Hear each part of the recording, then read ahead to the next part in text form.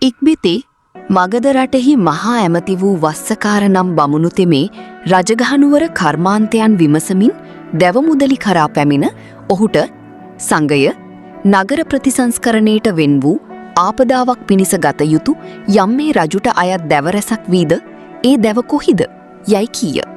හිමිය ඒ දැව රජහු විසින් කුම්භකාර පුත්‍ර වූ ධනිය ආර්යයන් වහන්සේට දෙන ලදී. හේ කීය.